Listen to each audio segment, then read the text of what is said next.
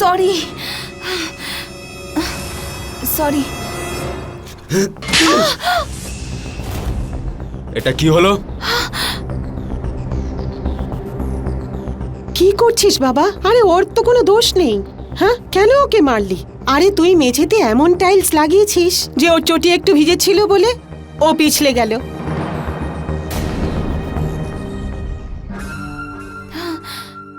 চটিটা খোলো, চটিটা খোলো। হ্যাঁ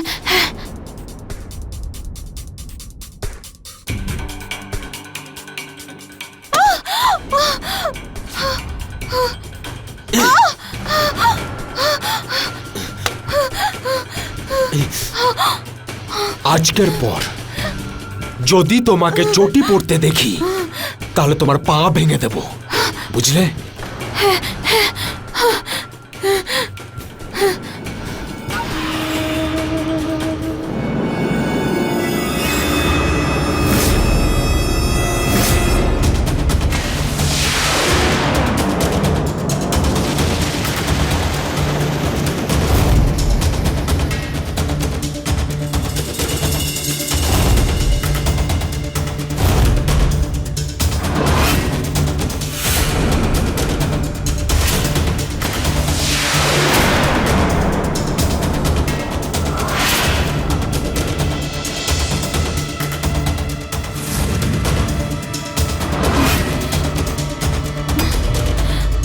রজত,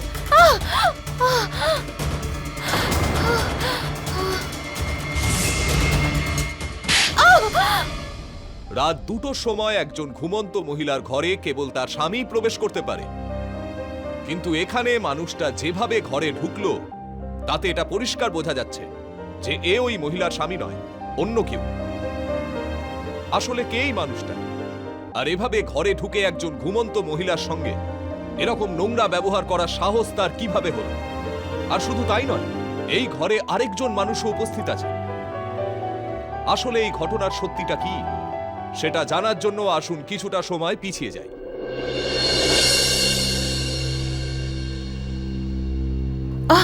ও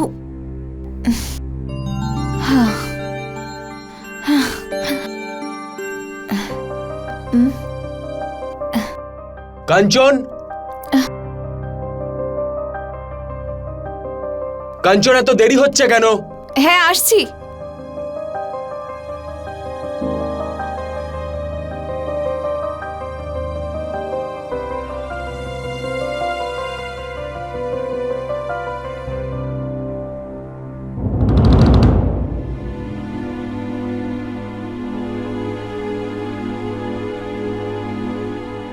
দুজনের খাবার বানাতে এত সময় লাগে নাকি?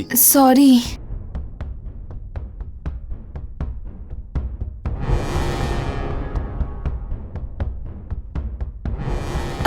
কিভাবে সার্ভ করছো তুমি? তোমার মন কোথায় আছে? সরি। সব কথাতে সরি সরি ছাড়া আর কিছু জানো তুমি? মা, একটু মন দিয়ে কাজকর্ম করো। ঠিক আছে মা।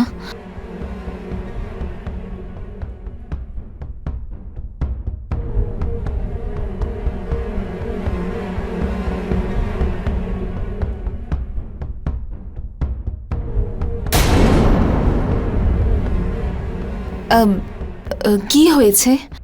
হাতটা বাড়াও তোমার। হাতটা বাড়াও কাঞ্চন।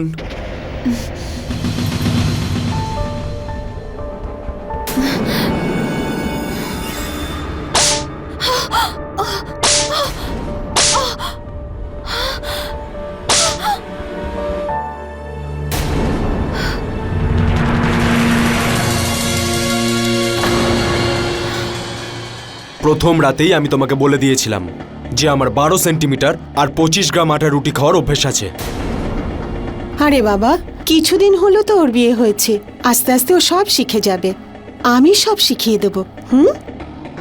তুই চিন্তা করিস না, তাড়াতাড়ি খাবারটা খেয়ে নে, দেরি হয়ে যাবে। শুরু কর।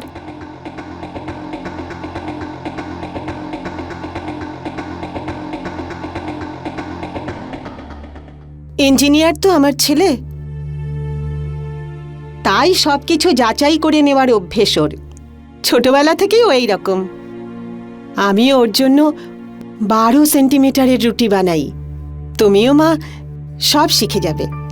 আমি তোমাকে সব শিখিয়ে দেব। হাতটা দেখাও, খুব বেশি ব্যথা নেই তো?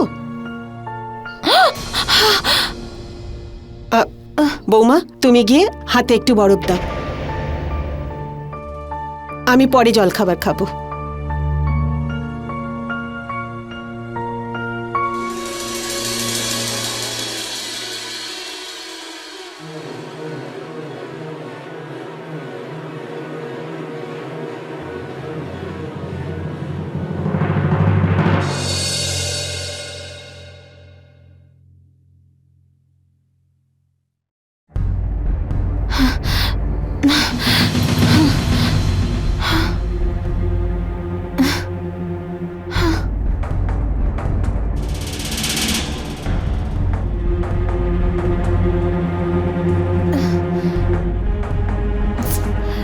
মা কাঞ্চন,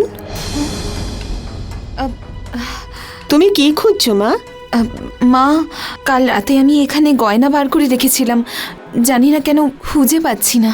তুমি তো তোমার বাপের বাড়ির থেকে অনেক গয়না পেয়েছো, চারদিকে ছড়িয়ে রেখো না। বাড়িতে কত কাজের লোক আসে, তাছাড়া সুরেশেরও কত চেনা পরিচিতরা এই বাড়িতে আসে। আমাদের ভাগ্য ভালো, এটা আমার চোখে পড়েছিল। আমি ওই গয়নাগুলোকে আমার আলমারিতে রেখে দিয়েছি। যখনই কোনো বিয়ে বাড়িতে যাওয়ার জন্য তোমার দরকার হবে, তখন আমার কাছ থেকে নিয়ে নিও। আচ্ছা।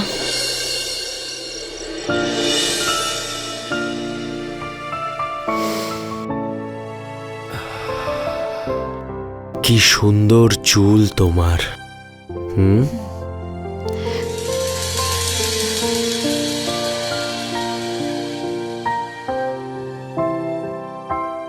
খুব লেগেছিল? এখানে লেগেছিল না?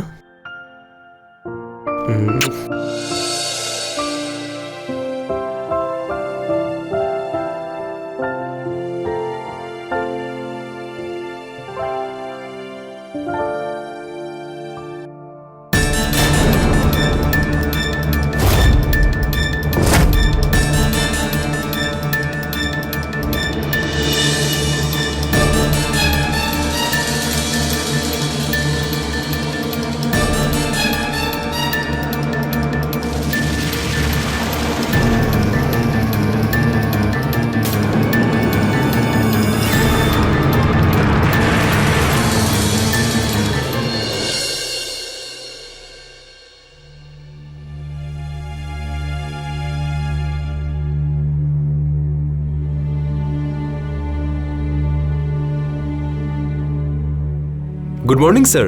Very good morning. আপনি এখানে? হ্যাঁ,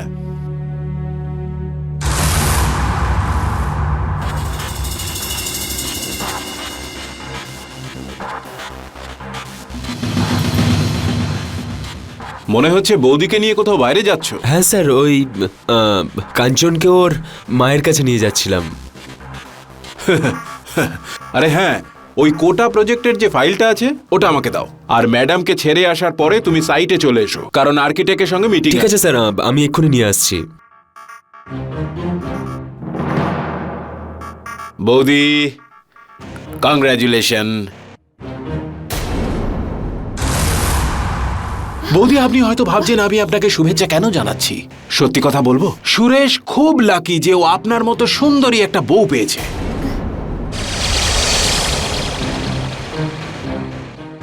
স্যার, এই যে ফাইল। আচ্ছা হ্যাঁ, সাইটে তাড়াতাড়ি চলে এসো। হ্যাঁ স্যার, আমি পৌঁছে যাব। আচ্ছা বৌদি, নমস্কার।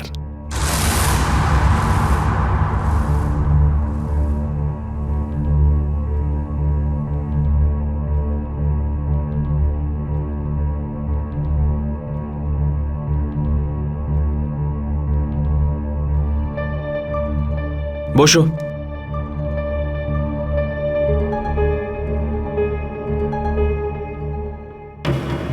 স্টার্ট কেন হচ্ছে না এটা?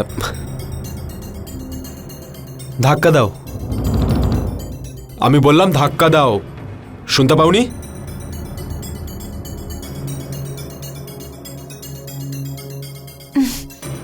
ঠেলো।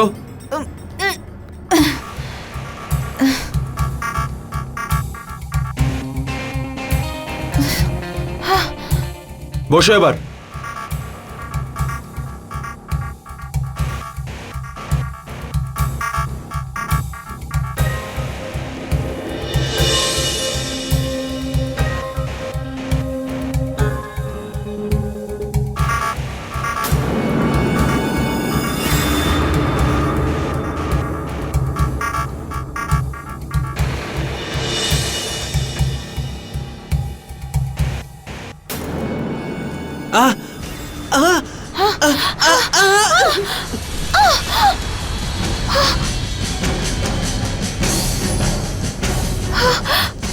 আরে আরে আরে আরে, তুমি তো পড়ে গেলে। তুমি যখন বাইকে বসতেই পারো না তখন বাবাকে বলে একটা গাড়ির ব্যবস্থা করতে পারো তো। এবার চলো, বসো। ধরে বসো। আমাদের ভাগ্য ভালো যে পেছন থেকে কোনো ট্রাক আসছিল না, না হলে জানি না কি হয়ে যেত। আমার একজন অফিস কলিগ আছে অমিত, ওর সাথেও সেম হয়েছিল। ওর ওয়াইফের সাথে হাইওয়ে দিয়ে যাচ্ছিল, হঠাৎ করে পেছন থেকে একটা ট্রাক এলো আর জোরে একটা ধাক্কা মারলো। সেদিন ওখানেই ওর ওয়াইফ মারা গেছিল। আমি তো সবসময় ভয়ে থাকি যে কাঞ্চনের সাথেও এরকম কিছু না ঘটে। আরে বাবা, অশুভ কথা বলো না। আসলেও কোনোদিন বাইকে চড়েনি তো, তাই অভ্যেস নেই। যদি আপনি এই ব্যাপারটা আগে থেকেই জানতেন তাহলে 4 হুইলার দিলেন না কেন, গাড়ি দিয়ে দিতেন।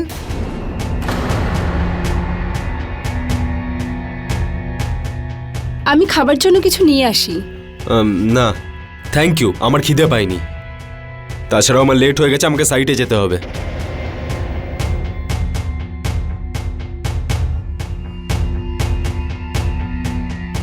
কিভাবে বসেছিলিস মা যে পড়ে গেলি?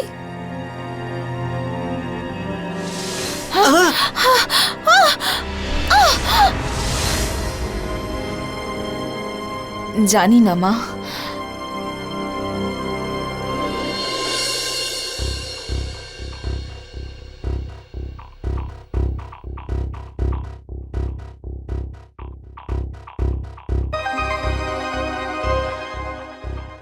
আরে মা, সুরেশ আমায় বলল তুমি বাইক থেকে পড়ে গেছো।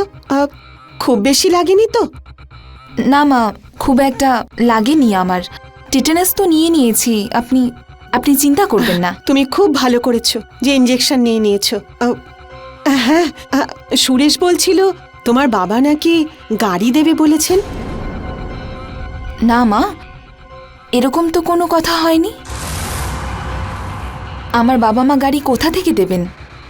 এমনিতেও ওনারা নিজেদের সামর্থ্যের থেকেও বেশি আমায় দিয়েছেন। এটা তুমি খুব ভালো করেছো বৌমা যে তুমি নিজের বাড়িতে বলনি, তাহলে সবাই না টেনশনে পড়ে যেত। ভালো কথা, সুরেশ এক্ষুনি চলে আসবে। যাও তাড়াতাড়ি খাবার তৈরি করো। ঠিক আছে মা। যাও। হ্যাঁ বৌমা, আমি বলছি রুটি 12 সেন্টিমিটারের থেকে বেশি বড় বানিও না, মনে রেখো। ঠিক আছে মা।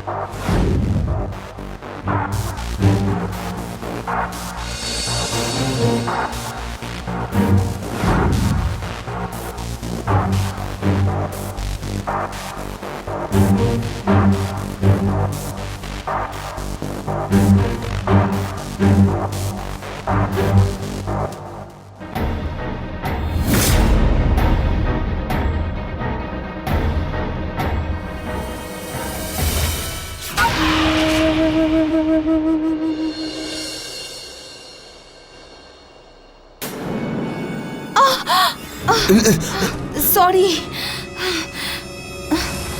সরি। এটা কি হলো?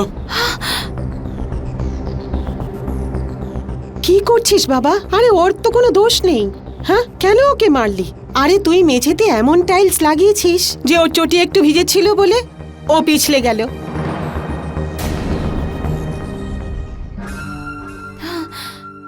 চটিটা খোলো, চটিটা খোলো।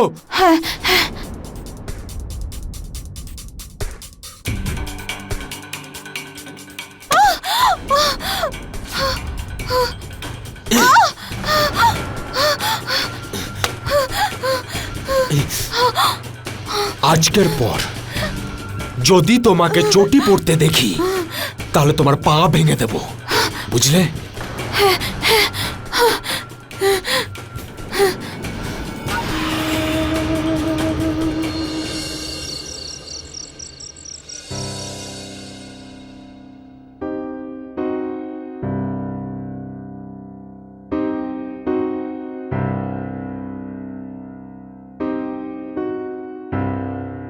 বসো, বসো।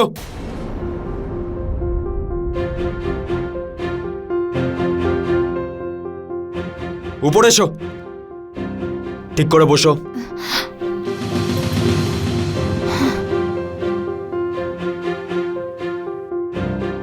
এক্সেল শিট তোমার জন্য।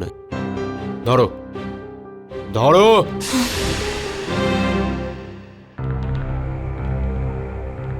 পড়ো, পড়ো।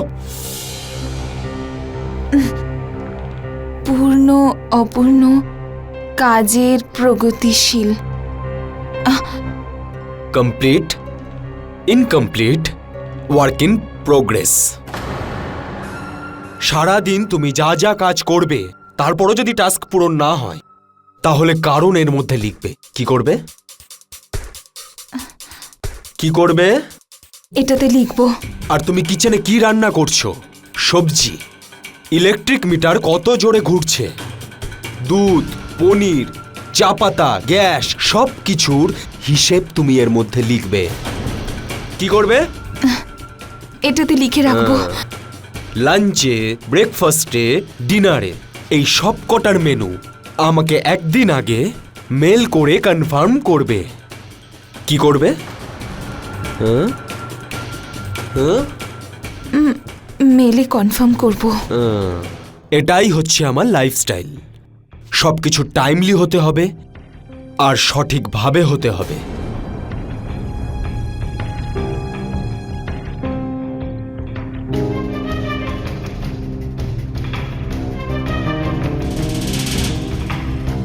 এদিকে তাকাও।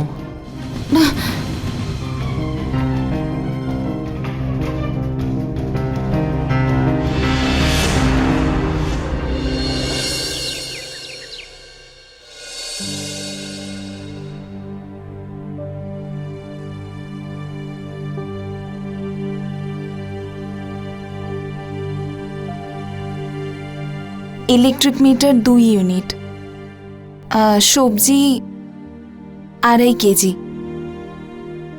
দুধ 1.5 লিটার, আলু 300 গ্রাম, পেঁয়াজ 200 গ্রাম, আদা 10 গ্রাম, চা পাতা 30 গ্রাম।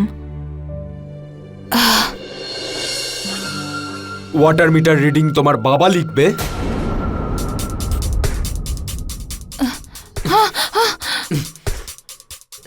Sorry sorry sorry. আজকের পর এই শিটটার এক একটা কলম আমি ভর্তি দেখতে চাই, বুঝলে?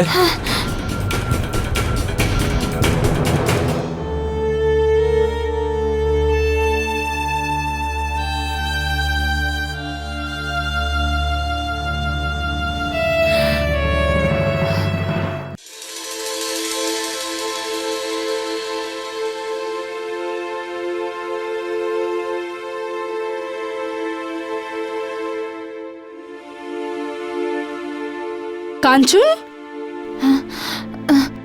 আরে মা, তুমি এভাবে হঠাৎ? আরে মা, তোর কথা খুব মনে পড়ছিল তাই চলে এলাম। কিন্তু তুই নিজেরে কি অবস্থা করেছিস? ঘরে কোনো কাজের লোক নেই? আরে না মা, ওই আসলে আজ কাজের মেয়েটা আসেনি, তাই আমি ভাবলাম যে আমিই মুছে দিই ঘরটা। এসো না, বসো না তুমি। আরে ফ্যানটা তো চালা, কি গরম লাগছে। মা আসলে ফ্যানটা খারাপ। আমি তোমার জন্য জল নিয়ে আসছি। আচ্ছা মা, আগে একটু আমার পাশে একটু আহ, আয়, বস।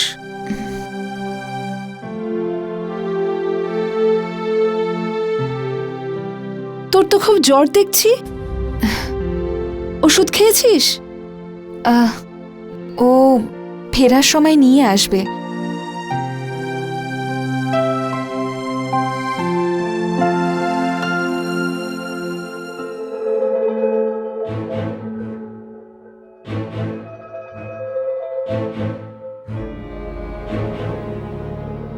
নিজের মেয়ের জন্য কিছু এনেছেন নাকি খালি হাতে চলে এসেছেন?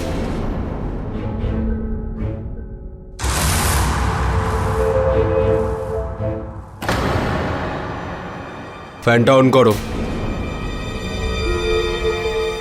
আমি বললাম ফ্যানটা অন করো। দেখতে পাচ্ছ না মা কিরকম ঘামছেন?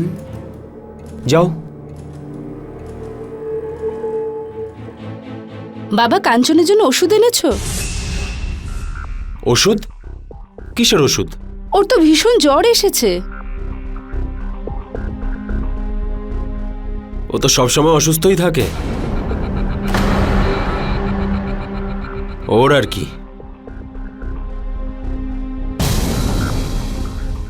এক কাপ চা বানাও আমার জন্য।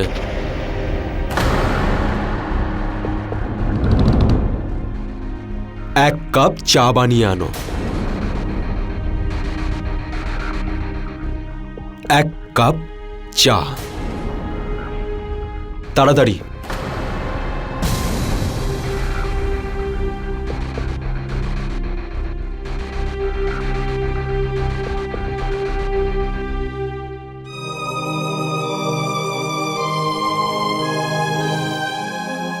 মা, এভাবে মন খারাপ করে না মা, সব ঠিক হয়ে যাবে। তোর যখন ছেলে মেয়ে হবে, তোর মনটাও ওদের দিকে চলে যাবে। আর আস্তে আস্তে সুরেশের যখন উন্নতি হবে, তখন ও দেখবি ব্যস্ত হয়ে পড়বে। সব ঠিক হয়ে যাবে রে মা, সব ঠিক হয়ে যাবে।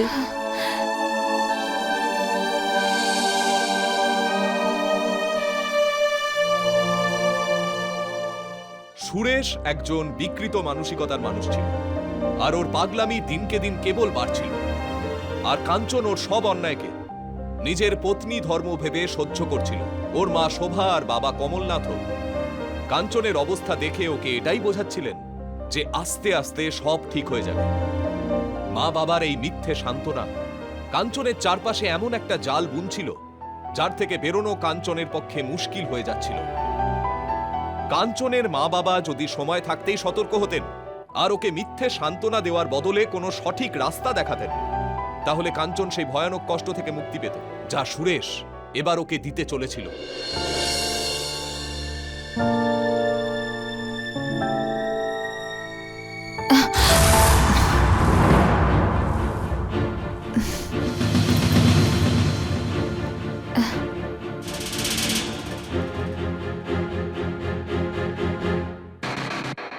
বৌদি, 1 মিনিট আপনার হাতটা দিন। আরে দিন না, আপনি খাবার এত টেস্টি বানিয়েছেন, ইচ্ছে করছে আপনার হাতটায় চুমু খাই।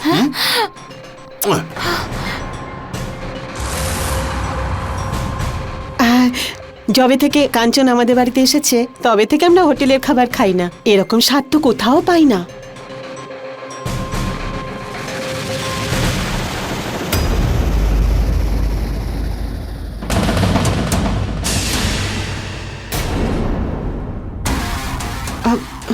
বাবা, এই চুলটা তো আমার হতেই পারে না, কারণ আমি অনেক দিন রান্নাঘরে যাই না।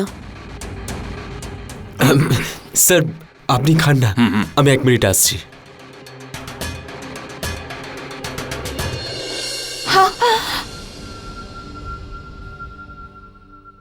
তরকারির মধ্যে চুল ছিল, তাই না?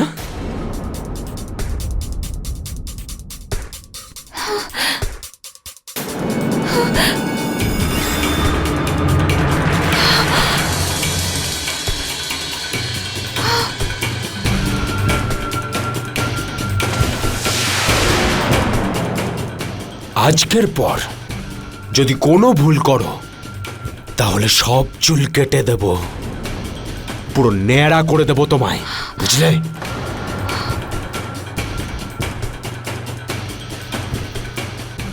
কি সুন্দর চুল তোমার।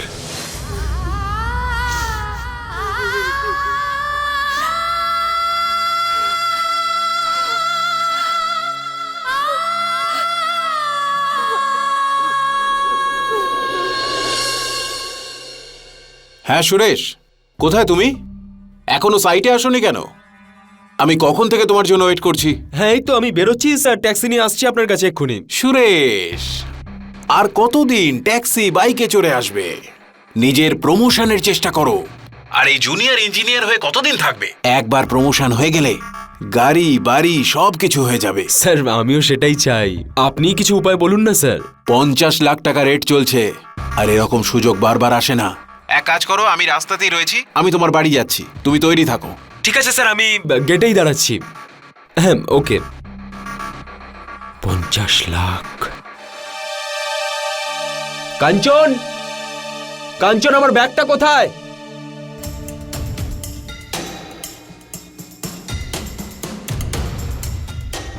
এই যে, তোমার বাবাকে বলো 50 লাখ টাকা জোগাড় করতে, আজকেই যেন জোগাড় করে। 50 লাখ? তুমি একটু বোঝার চেষ্টা করো, বাবা 50 লাখ টাকা দিতে পারবে না। এমনি বিয়েতে তোমরা যা যা চেয়েছিলে তাই দিয়েছে, আর তোমার পড়ার লোনের 12 লাখ টাকা বাবাই শোধ করছে। এখন ওনার কাছে পেনশন ছাড়া আর কোনো টাকা নেই, উনি দিতে পারবেন না। বাড়ি, বাড়ি আছে তো, সেটাকে বিক্রি করো। কত বললাম? 50 লাখ। হ্যাঁ, আমি এটা করতে পারবো না। কি কি কি বললে? তর্ক করছো? বেরো এই বাড়ি থেকে, প্লিজ বেরো। প্লিজ, তুমি এরকম করো না।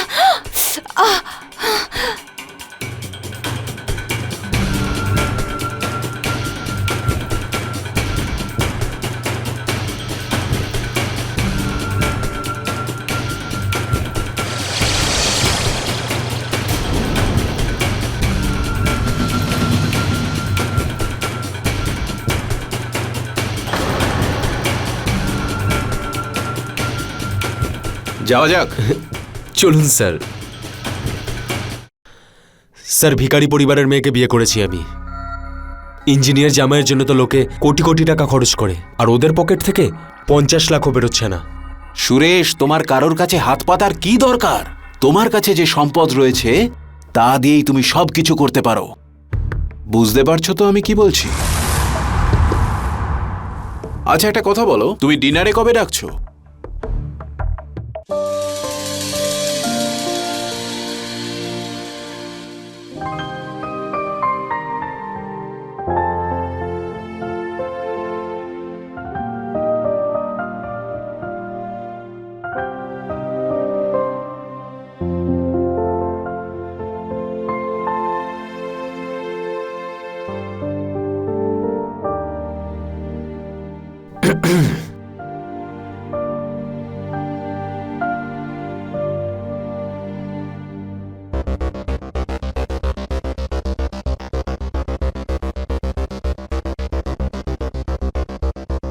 এটা তোমার জন্যে।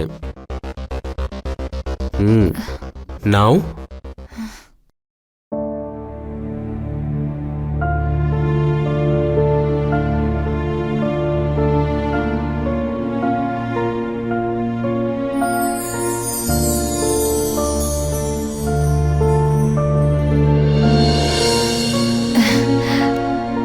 শাড়ি ভীষণ সুন্দর।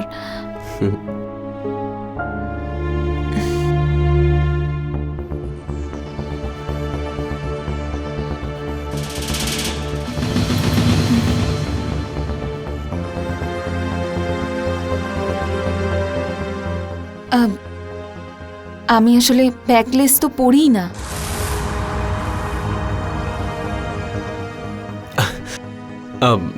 রাতে আমার বস আসছেন ডিনার করতে, তুমি এই শাড়িটা পরেই সুন্দরভাবে সেজে থাকবে। এখন গিয়ে খাবারের ব্যবস্থা করো। হুম।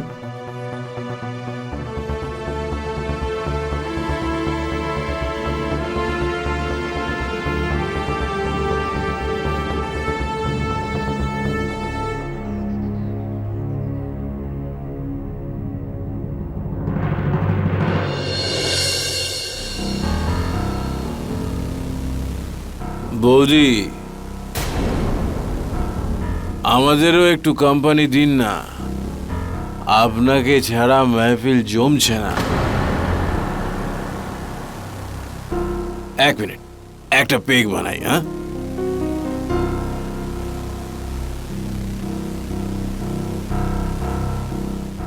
এই নিন।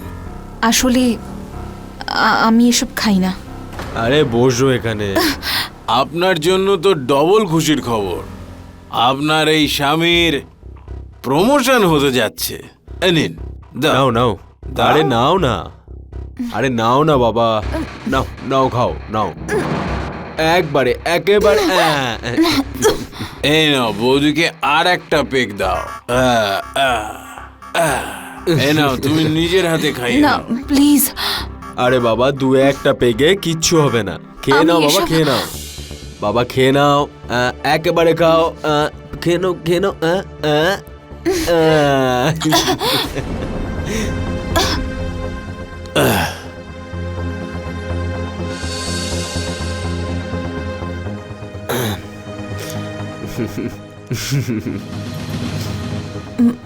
আমি চেঞ্জ করে আসছি। হুম, যাও।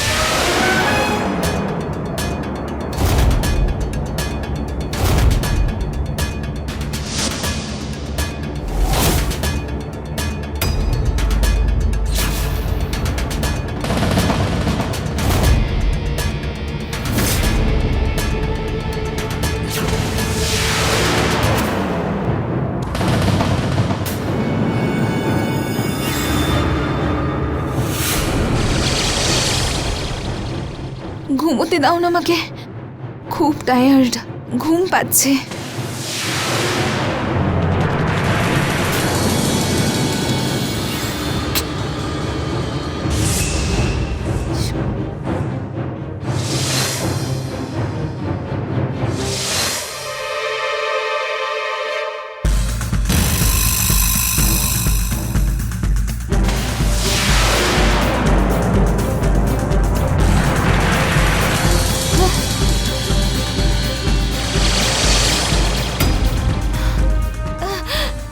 ছাড়ো আমাকে,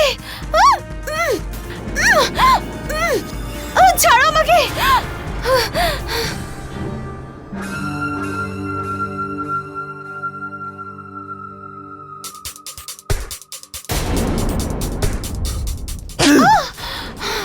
চুপচাপ এখানেই শুয়ে পড়ো, বুঝলে?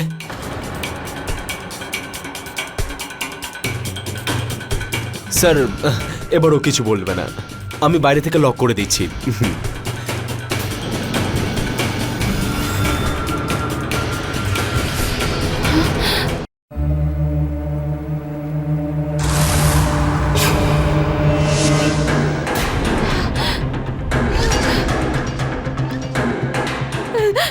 না,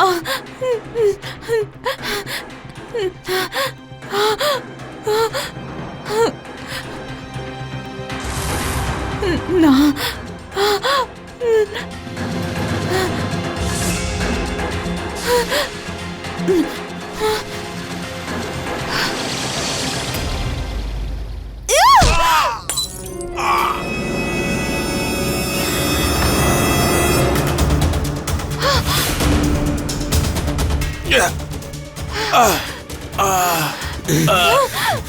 ছাড়ো আমাকে, ছাড়ো আমাকে, ছাড়ো আমাকে।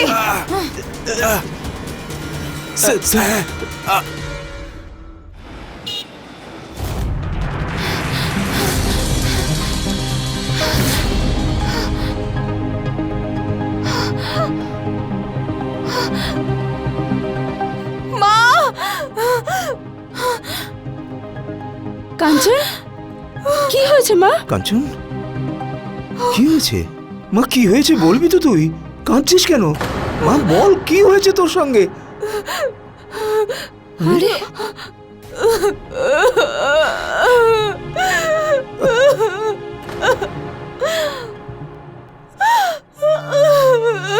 মা কি হয়েছে তোর সাথে? তোর সঙ্গে কি সুরেশের ঝগড়া হয়েছে? মা বল, তোর সঙ্গে কি সুরেশের ঝগড়া হয়েছে? ওকে ভেতরে, ওকে তুমি ভেতরে নিয়ে যাও। চল ভেতরে চল। আয় ভেতরে চল। চিন্তা করিস না মা, দেখবি সব ঠিক হয়ে যাবে। হ্যাঁ মা, তোর মা একদম ঠিক বলছে, তোর কিচ্ছু হবে না, আমরা আছি তো তোর সাথে।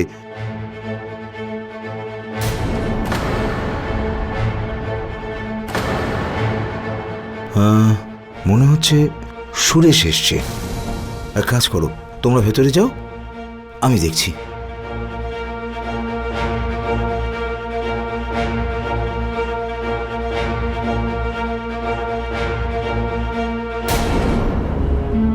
ইন্সপেক্টর সাহেব, আপনি? হ্যাঁ, মিস্টার সুরেশ রিপোর্ট করেছেন যে ওনার স্ত্রী ওনার বসকে খুন করার চেষ্টা করেছেন আর বাড়ি থেকে অনেক টাকা পয়সা নিয়ে পালিয়েছেন। বলুন, উনি কোথায়? আরে ইন্সপেক্টর স্যার, কাঞ্চন এখানে আসেনি। এক্ষুনি জানতে পেরে যাব। হাবিলদার, পুরো বাড়িটা ভালো করে সার্চ করো। আরে ওদিকটাও দেখো। আরে ইন্সপেক্টর সাহেব, আমি তো বলছি কাঞ্চন এখানে আসেনি। আমি জানি কাঞ্চন কোথায়। ইন্সপেক্টর সাহেব, মনে হচ্ছে নিশ্চয়ই কোনো ভুল খবর পেয়েছেন আপনি। কাঞ্চন এখানে আসেনি। স্যার, পুরো বাড়িটা খুঁজে দেখলাম, কাঞ্চনকে কোথাও পেলাম না। দেখলেন, আমি বলছি ও এখানে আসেনি।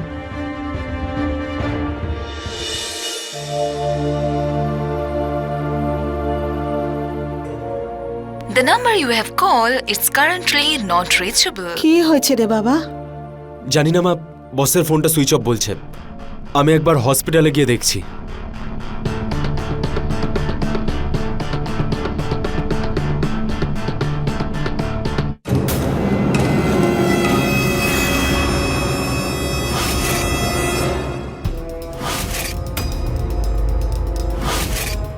তুমি তুমি এখানে কিভাবে?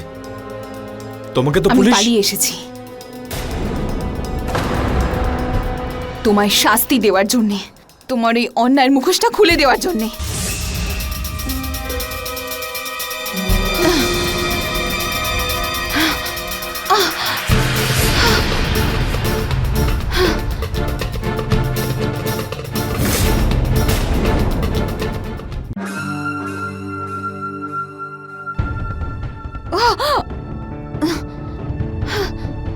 তুমি আমাকে পুলিশে দেবে? হ্যাঁ, তুমি এত বাজে একটা মানুষ আমি জীবনেও ভাবতে পারিনি। আমি তোমার অন্যায়টাকে শুধু এই জন্য সহ্য করেছি কারণ আমার মা বলেছিল যে সবকিছু একদিন ঠিক হয়ে যাবে। কিন্তু তুমি তুমি নিজের প্রমোশনের জন্য আমাকে নিজের বসের হাতে তুলে দিলে। ছি! আর এই নোংরা কাজটাতে তোমার মাও সাহায্য করলো, যাকে আমি সারা জীবন মা মা বলে গেলাম। তোমাদের এই মুখোশটা না আমি সবার সামনে তুলে ধরবো এবার। তোমাদের সাথে কি করি শুধু দেখো এবার। অনেক কথা বলছে ও, মুখ বন্ধ কর ওর।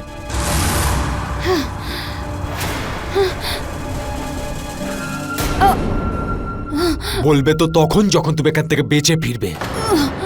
যদি আমার প্রমোশনের জন্য একটা রাত তুমি আমার বসের সঙ্গে কাটাতে তাহলে কেমন যায় আসতো? হ্যাঁ, এবার তোমার লাশটাকে এমন জায়গায় উধাও করব যে পুলিশও তোমাকে খুঁজে পাবে না। নে, পুড়িয়ে দে ওকে।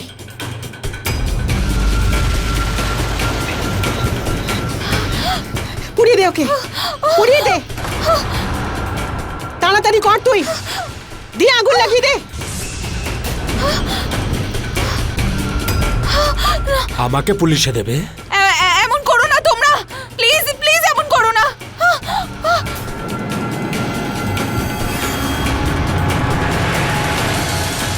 আসুন ইন্সপেক্টর সাহেব, আসুন। সুরেশ, দাঁড়াও। দাঁড়াও, কাঞ্চন, হ্যালো ওটা। কাঞ্চন মা আমার, ওঠ, ওঠ মা ওঠ। হ্যাঁ, কি করছিলে তুমি? হ্যাঁ, কি করছিলে তুমি ওর সাথে? কাঞ্চন, তুই ঠিক আছিস তো মা?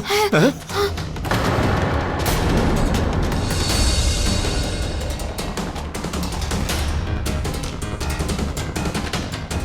ইন্সপেক্টর স্যার, এটা একটা অমানুষ। অমানুষ ও একটা। এই লোকটা নিজের প্রমোশনের জন্য আমাকে নিজের বসের হাতে তুলে দিয়েছিল। এই লোকটার বাঁচার কোনো দাঁড়ান, অধিকার ম্যাডাম। নেই। ও যেন কঠিন থেকে কঠিনতম শাস্তি পায়। ও যেন জীবনে মাথা তুলে দাঁড়াতে না পারে। ইন্সপেক্টর সাহেব, ও মিথ্যে কথা বলছে। ইন্সপেক্টর, এই পেনটাতে ক্যামেরা লাগানো আছে। এটাতে ওদের সব কিছু রেকর্ড করা আছে। আপনি চাইলে এটা দেখতে পারেন।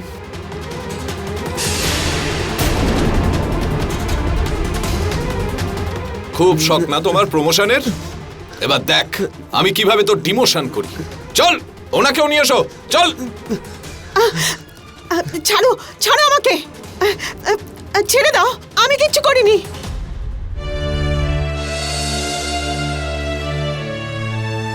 কাঞ্চন, মা, তুই ঠিক আছিস তো?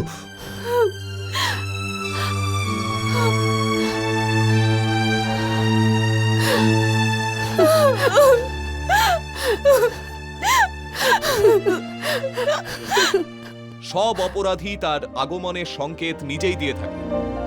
আমাদের শুধু নিজেদের চোখ কান খোলা রাখাটা জরুরি। অপরাধ ঘটার প্রথম ধাপেই যদি আমরা সতর্ক হয়ে যাই, তাহলে অপরাধ আর বাড়তে পারবে না। যে কোনো অপরাধকে চুপচাপ সহ্য করা আর তার প্রতিবাদ না করাও একটা অপরাধ। কাঞ্চন যদি ওর স্বামীর অপরাধের বিরুদ্ধে প্রথমেই প্রতিবাদ করত, তাহলে ব্যাপারটা এতদূর গড়াত না।